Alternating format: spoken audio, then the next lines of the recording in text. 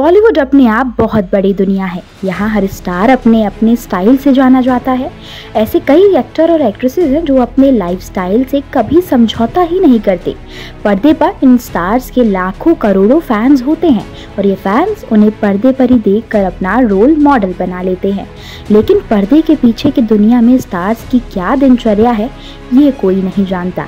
ऐसे में बॉलीवुड के कई ऐसे स्टार्स हैं जो नशे को अपनी आदत में शुमार कर अपना करियर खत्म कर चुके हैं।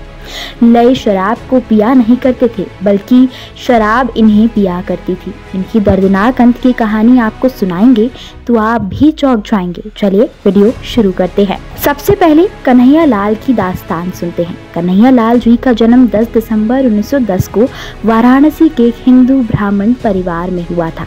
उनके पिता का नाम भैरव दत्त चौबे था, जो कि सनातन धर्म रामलीला मंडली के संचालक थे। उनके बड़े भाई और एक बड़ी बहन थी। बहन का नाम कुंवर और भाई का नाम संकटा प्रसाद चतुर्वेदी था।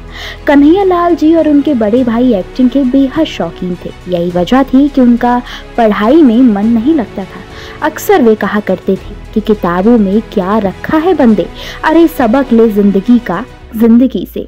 कन्हैया लाल जी अक्सर कहा करते थे कि मेरा मकसद था सिर्फ पैसा कमाना, इसलिए मैंने फिल्मों में कभी छोटा और बड़ा रोल नहीं देखा।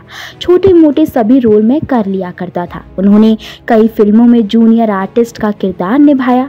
साल 1940 में महबूब खान द्वारा निर्देशित फिल्म औरत से कन्हैया लाल जी की एक नई पहचान बनी।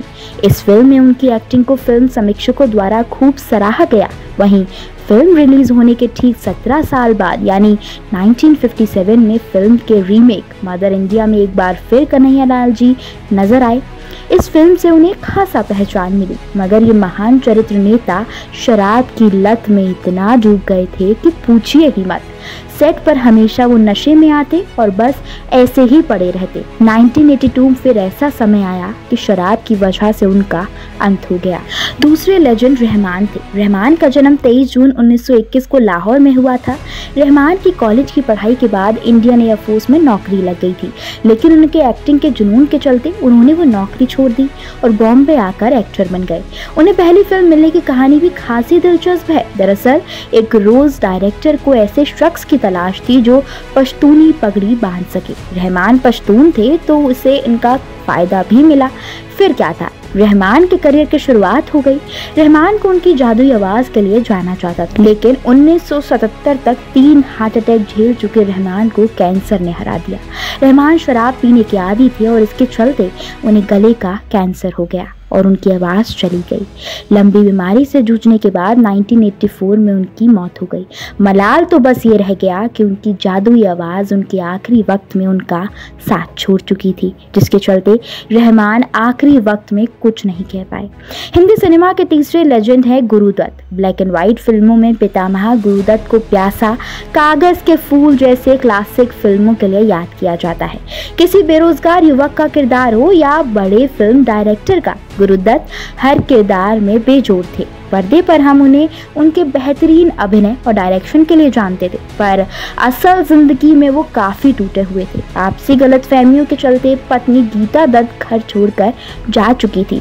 फिर 10 अक्टूबर 1964 की रात दत्त साहब ने डॉक्टर के मना करने के बावजूद बेहिसाब शराब पी। उनकी निजी जिंदगी में जो उथल पुथल चल रही थी, उसने उनको इतना मजबूर कर दिया कि वो शराब में डूब गए और फिर 39 साल की उम्र में ही दुनिया को अलविदा कह गए। चौथे स्टार की क्या ही बात कहें, उनकी तो बात ही अलग थी। उन्हें बस सुपरस्टार का टैग नहीं मिला था, लेकिन इनके पास शोहरत और दौलत दोनों की कमी नहीं थी। हम बात कर रहे हैं सुपरस्टार संजीव कुमार की। आपको बता दें, संजीव कुमार का असल नाम हरिहर जेठालाल जीरावाला था। बॉलीवुड में एक्टर बूढ़े होने के बाद भी जवानी के रोल करने पसंद करते हैं, लेकिन संजीव कुमार इसके बिल्कुल उलट थे। उन्हें उनकी उम्र से बड़े या बुजुर्ग रोल करना बहुत पसंद था। संजीव कुमार ने अपने करियर में आंधी, मौसम, नौकर, नया दिन, नई रात, पति पत्नी और वो जैसी तमाम फिल्में की, लेकिन संजीव कुमार को अपनी लंबी आयु पर भरोसा नहीं। उन्हें इसका पहले से ही आभास था कि वे ज्यादा समय तक जिंदा नहीं रहेंगे।